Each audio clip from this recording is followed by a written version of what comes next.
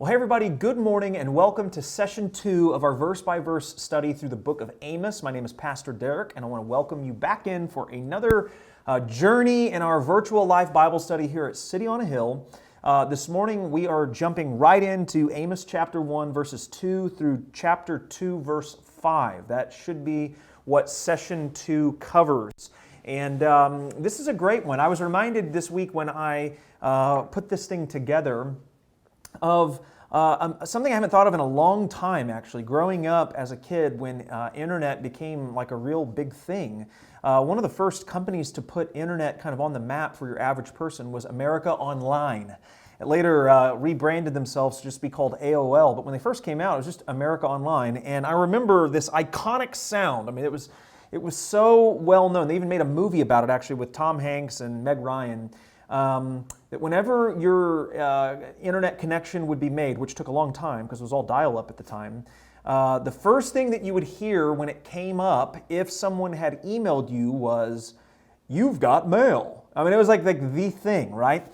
And I thought about this week because that's essentially what's happening in Amos. We did the first session last week that just sort of set the stage for this prophetic utterance of Amos, the sheep herder from Tekoa.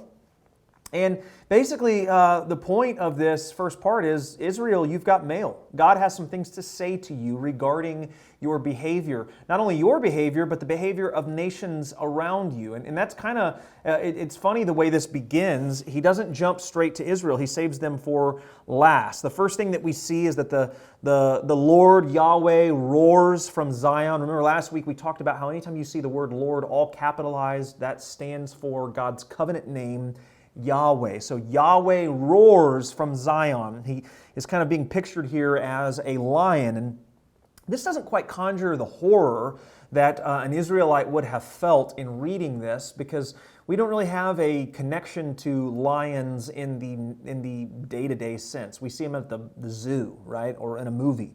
But for your ancient person in the ancient Near East, lions were a real threat. And if you were someone particularly who was traveling, you would travel, by day and then stop at night, because at nighttime there were no city lights, there were no street lights. It was pitch dark, and if you were out in the middle of the country, especially getting from one city to another, it was very, very, very dark. And so you would typically stop, set up camp, and sleep, and then travel during the day.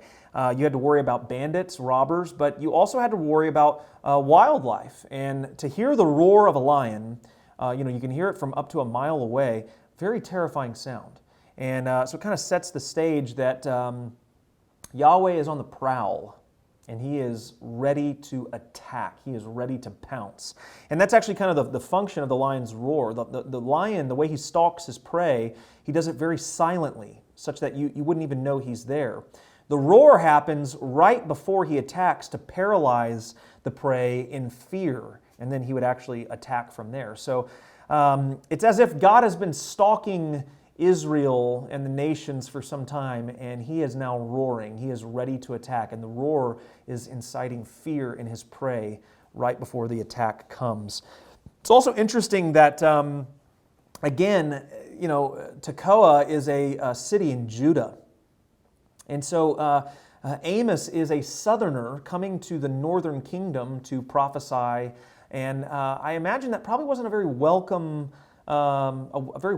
thing. A prophet from the south would not have been seen as a wonderful thing for a northerner at all. They would have been very suspect about what he has to say.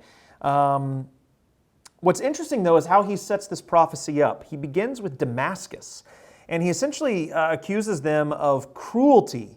There is some really bad stuff that these people were guilty of, and the house of Hazael and the house of the strongholds of Ben-Hadad.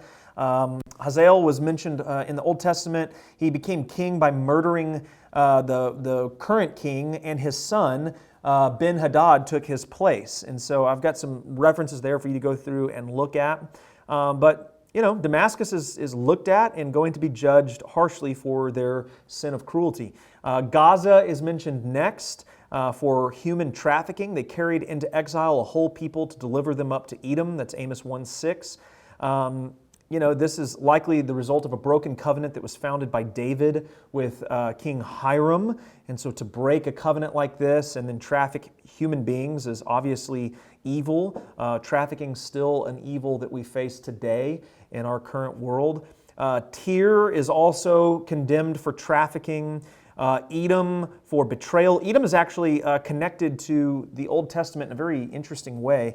Israel is often called Jacob because Jacob is the patriarch who God renames into Israel, and it is his sons, the sons of Jacob, the tribes of Israel that sort of form the tribes that were current to Amos' time. Jacob had a brother, though, if you remember, named Esau. Esau goes on to be the father of a group of people called the Edomites. Edom. So Edom and Israel have this brotherly relationship in the Old Testament. God tells the Israelites specifically not to war against Edom because Edom is their brother. But even in spite of that, Edom never settled with Israel. They always were looking for an opportunity to come against them. And here they betrayed them. In fact, Obadiah talks about them being brothers, and there are a couple of other passages where Edom is talked about as well. They're eventually destroyed by the Babylonians because of this betrayal. But here, Amos is just prophesying against them. Ammon is talked down upon because of their cruelty to other people. They were particularly cruel individuals. It says at one point that they were violent even towards pregnant women, which, it doesn't get any more evil than that. Moab is condemned for their crimes against humanity. They burned the bones of the king of Edom to lime, which is like a total and complete burning. It kind of shows that they viewed human beings as merely material and not image bearers of God himself, as Genesis 1:27 and 9:6 say.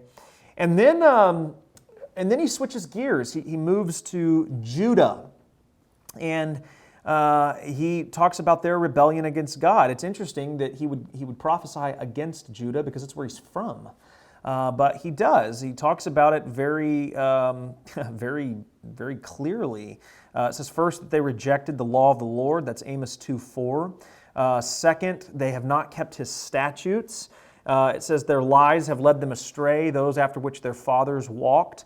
The NIV translates this as false gods. But there's not really the word gods in the Hebrew text, but it is really the idea that's being conveyed here. So I think that's a fine translation, fine addition to kind of capture the idea of what the Hebrew really does convey. But this whole thing, really, at the end of the day, when you boil this down, sin is sin. That's kind of like the big idea here. The Old Testament often presents God as specifically protective over Israel, and his relationship with Israel is very specific. But so it's kind of surprising to see him prophesy against other nations that are not a part of the covenant people of God. But there's a reason for that. This southern prophet is sort of building up the northern kingdom and kind of prepping them for a big blow that he's about to unleash upon them. You can imagine the northerners kind of applauding Amos as he continues to just tear down these surrounding nations. These were all enemies of Israel. And so you can kind of imagine them going like, yeah, amen, Amos. They are cruel. They do traffic human beings. They have committed crimes against humanity. They're all the things that you're saying. Yes, amen, praise Yahweh. And then he moves to Judah, and they're like, wow, a southerner talking bad about his own people. We really like this guy. Well, what we're going to find out next week as we come back is that Amos is saving the most harsh criticism and prophecy for them.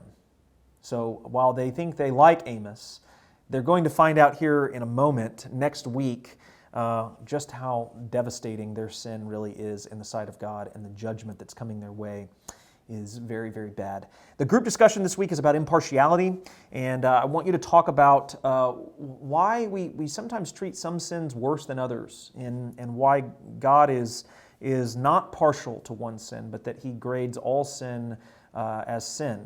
And just because you don't struggle with one thing and your brother does, and you might think, well, at least I'm not as bad as him because my sin looks differently. Well, sin is sin, folks.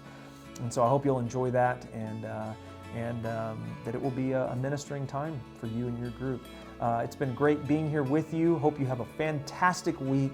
We will see you next time. God bless you.